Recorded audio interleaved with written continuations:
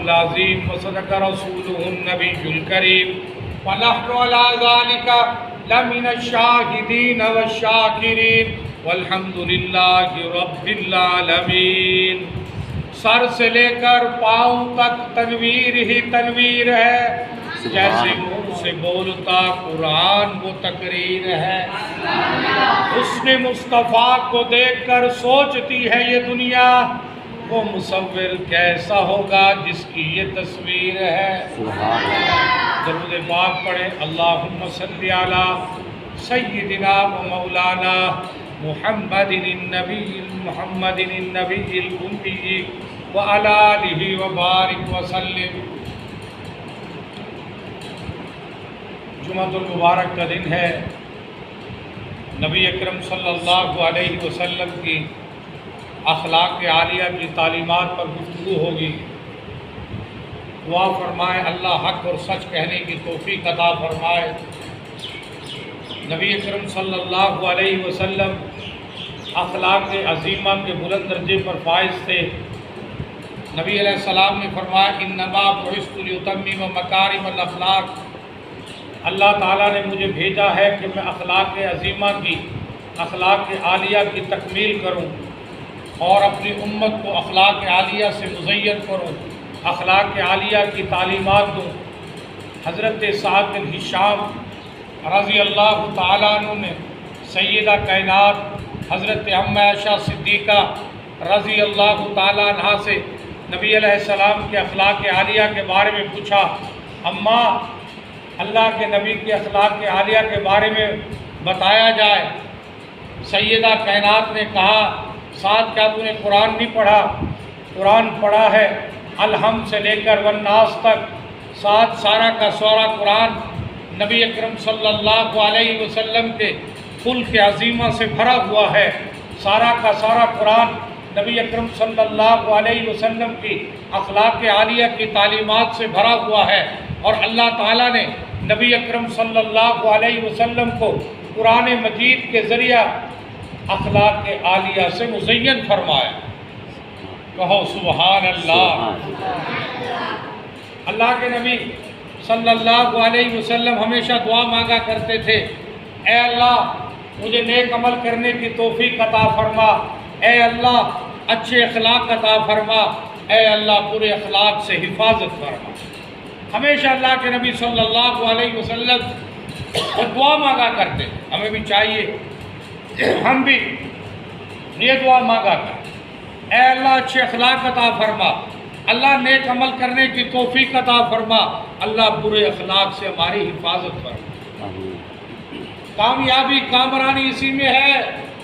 نبی علیہ السلام کے امتیوں، جب ہم نبی علیہ السلام کی اخلاق عالیہ کی تعلیمات کو اپنائیں گے، نبی علیہ السلام کی اخلاق عالیہ کی تعلیم کو مقصد حیات بنائیں گے۔ سیرت کی کتابوں میں ایک واقعہ ملتا ہے، حاتم طائی جو عرب کا شریف اور سخی آدمی مشہور تھا، اس کی بیٹی ایک جہاد میں گرفتار ہو کر آئی، سید دو جہان صلی اللہ علیہ وسلم کی خدمت میں پیش کیا گیا۔ اس نے کہا، یا محمد میں اپنے قبیلے کی سردار کی بیٹی ہوں، میرا باپ وفا شعار، وعدے کا پابند، قیدیوں کو رہا کراتا ہے، بھوکوں کو کھانا کھلاتا ہے، ننگوں کو کپڑے پہناتا ہے، کوئی سائل میرے ابا کے گھر سے خالی ہاتھ واپس نہیں جاتا، اگر آپ مناسب سمجھے تو مجھے آزاد کر دیں، دشمنوں کو خوش ہونے کا موقع نہ دیں۔ اللہ کے نبی صلی اللہ علیہ وسلم نے فرمایا، سنو نبی کے امتیوں، کہا اے میری بیٹی تیرے باپ کے اخلاق اچھے تھے، اگر تیرا باپ مسلمان ہوتا میں محمد اس کے لیے دعا کرتا۔ کہا صحابہ کو اس کو رہا کر دو، اس لیے کہ اس کا باپ اخلاق کے حسنہ کو پسند کرتا ہے، اور اللہ بھی اخلاق کے حسنہ کو پسند فرماتے ہیں۔ حضرت ابو بردہ رضی اللہ تعالیٰ عنہ نے کھڑے ہو کر عرض کیا، یا رسول اللہ بھی اخلاق حسنہ کو پسند فرماتے ہیں؟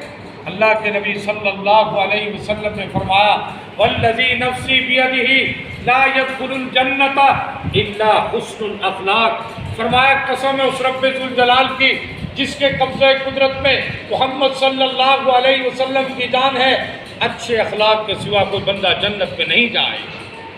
جنت میں وہی جائے گا جس کے اچھے اخلاق ہوں گے، جنت میں اچھے اخلاق والا جائے گا۔ اِنَّكَ لَعَلَىٰ خُلُقٍ عَظِيمٍ۔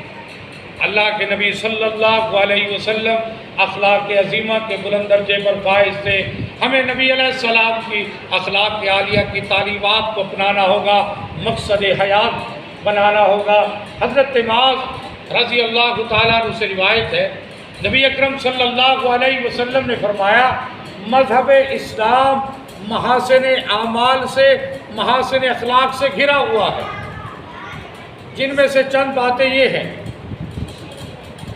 عزیزوں، دوستوں، رشتہ داروں کے ساتھ حسن سلوک کے ساتھ پیش آنا، لوگوں کے ساتھ نرمی کا برتاؤ کرنا، نرمی والا معاملہ کرنا، سب کے ساتھ احسان و بخشش کرنا، نیک عمل کرنا، بیماروں کی عیادت کرنا، سلام میں سبقت کرنا، لوگوں کو کھانا کھلانا، جنازوں میں شریک ہونا، بوڑھے آدمیوں کی عزت کرنا، احترام کرنا، اور جو کوئی دعوت ہے اس کی دعوت کو قبول کرنا اور اس کے لیے دعا کرنا۔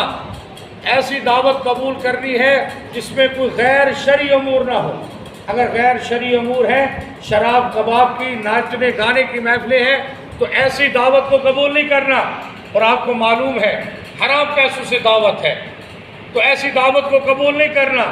ایسی دعوت آپ کو معلوم ہے حلال پاکیزہ رزق ہے، کہ حلال پاکیزہ رزق ہے، کسی قسم کے غیر شرعی امور نہیں، ناچنے گانے کی محفلیں نہیں، شراب کباب کی محفلیں نہیں، عیاشی کی محفلیں نہیں، تو ایسی دعوت کو قبول کرے اور لوگوں کو زیادتیوں کو، خطاؤں کو معاف کر دیں۔ اور جھگڑا ہو جائے، اختلاف ہو جائے تو آپس میں صلح کرا دیں، آپس میں محبت اور پیار کو بانٹیں، سلام میں سبقت کریں، شرافت، سخاوت، ہمت کو اختیار کریں اور غصے کو پی جائیں۔ یہ ہے نبی اکرم صلی اللہ علیہ وسلم کی اخلاق عالیہ کی تعلیمات۔ ان باتوں پہ ہمیں عمل کرنا ہوگا، ان باتوں کو اپنانا ہوگا، ان باتوں کو مقصد حیات بنانا ہوگا۔ کہو سبحان اللہ، کہو سبحان اللہ۔ اِنَّكَ لَعَلَىٰ خُلُقٍ عَظِيمٍ۔ اللہ کے نبی صلی اللہ علیہ وسلم اخلاق عظیمہ کے بلند درجے پر فائز تھے۔ ہمیں بھی چاہیے ہم بھی اللہ کے نبی کی سیرت کو اپنائیں، ہمیں بھی چاہیے ہم اللہ کے نبی کی اخلاق عالیہ کی تعلیمات کو اپنائیں، اس کو مقصد حیات بنائیں۔ حضرت اما عائشہ صدیقہ رضی اللہ تعالیٰ عنہ فرماتی ہے کہ بندہ اخلاق عالیہ کی بدولت وہ مقام اور مرتبہ حاصل کر لیتا ہے، اس مقام اور مرتبے کو پہنچ جاتا ہے، اس بلند درجے کو پہنچ جاتا ہے جو بندہ دن کو روزہ رکھتا ہے، ساری رات عبادت کرتا ہے، اخلاق عالیہ پہ عمل کرنے والا اس سے بھی بڑھ جاتا ہے۔ کہو سبحان اللہ، کہو بلند آواز سے سبحان اللہ۔ اخلاق عالیہ کی تعلیمات کو اپنائیں گے نا جی؟ اخلاق عالیہ کو، تعلیمات کو جو اپناتا ہے، جو بندہ دن کو روزہ رکھتا ہے، رات کو عبادت کرتا ہے، اس سے بھی بڑھ جاتا ہے، اس سے بھی بلند مقام حاصل کر لیتا ہے۔ کہو سبحان اللہ۔ اِنَّكَ لَعَلَىٰ خُلُقٍ عَظِيمٍ۔ حضرت انس رضی اللہ تعالیٰ عنہ فرماتے ہیں، میں نے نبی اکرم صلی اللہ علیہ وسلم کی 10 سال خدمت کی۔ اس خدمت کے دوران اللہ کے نبی صلی اللہ علیہ وسلم نے کبھی اف نہیں کہا، یہ نہیں کہا یہ کام کیوں نہیں کیا، یہ کام کیوں کیا ہے، کبھی یہ الفاظ بھی نہ کہے۔ 10 سال میں نے خدمت کی۔ حضرت انس رضی اللہ تعالیٰ عنہ فرماتے ہیں، نبی علیہ السلام نے فرمایا کہ اخلاق عالیہ میں حضرت انس فرماتے ہیں کہ نبی علیہ السلام سب سے زیادہ اخلاق عالیہ کی تعلیمات کو اپنانے والے تھے، اخلاق عالیہ کے بلند درجے پر فائز تھے، اور اخلاق عالیہ کے اعتبار سے سب سے زیادہ بلند درجے پر نبی علیہ السلام فائز تھے۔ حضرت اما عائشہ صدیقہ رضی اللہ تعالیٰ عنہ فرماتی ہے کہ نبی علیہ السلام نے کبھی اپنی ذات کے لیے کسی سے بدلہ نہیں لیا، کبھی اپنی ذات کے لیے غصہ نہیں آیا، ہمیشہ آپ نے آزاد لوگوں کی، غلاموں کی، مسکینوں کی فریاد رسی کی، چاروں طرف جنازوں میں شریک ہوتے، बीमार पुरुषों की बीमारों की इयादत करते, उनकी बीमार पुरसी करते और हाजतमंदों की चारों तरफ पता चलता, उनकी इमदाद करते, ताउन करते। अल्लाह के नबी सल्लल्लाहु अलैहि वसल्लम के कान के साथ कोई बंदा मुंह लगाकर बात करता, उस वक्त तक कान न हटाते जब तक वो बात न कर लेता। जो बंदा नबी अलैहिस्सलाम के हाथ को पकड़ता जब तक वो खुद न छोड़ता, अल्लाह के नबी सल्लल्लाहु अलैहि वसल्लम उसके हाथ को नहीं छोड़ते। अल्लाह के नबी सल्लल्लाहु अलैहि वसल्लम हमेशा सलाम में सबकत करते, हमेशा मुसाफे में सबकत करते। जब भी कोई मिलने के लिए आता, अल्लाह के नबी सल्लल्लाहु अलैहि वसल्लम इकराम एहतराम करते, अपनी चादर उसके लिए बिछा देते, तकिया देते, उसको इसरार करते। हमें भी चाहिए हम भी आने वाले का एहतराम करें, इकराम करें और उसको तकिया दें। ये नबी अलैहिस्सलाम की अखलाक आलिया की तालीमात हैं। इन्नका लअला खुलुकिन अज़ीम। हज़रत अम्मा आयशा सिद्दीक़ा रज़ी अल्लाह तआला अन्हा फरमाती हैं, अल्लाह के नबी सल्लल्लाहु अलैहि वसल्लम घर के काम काज में हाथ बटाया करते थे, घर के काम काज में हिस्सा लिया करते थे। अल्लाह के नबी सल्लल्लाहु अलैहि वसल्लम घर के अंदर बकरियों का दूध भी खुद दोया करते थे, कपड़े फट जाते, कपड़े टाँके भी खुद लगाया करते थे, बर्तन भी धो लिया करते थे, झाड़ू भी धो लिया करते थे। अपनी जूती को अल्लाह के नबी सल्लल्लाहु अलैहि वसल्लम खुद गांठ लिया करते थे। सैयदा फरमाती हैं, घर के काम काज में ये भी कोई गुलामी नहीं, घर के काम काज में हाथ बटाना ये नबी अलैहिस्सलाम के अखलाक आलिया की तालीमात में से। आज घर में जनाबे वाला शोर ये समझते हैं कि घर का काम करना तौहीन है, घर का काम करने को ऐब समझते हैं। ये सिर्फ बीवी की जिम्मेदारी, ऐसे नहीं। कभी बीवी बीमार भी हो जाती है, उसको चाय पिलाए, खाना खिलाए, दवाई दे करके उसकी खिदमत करें।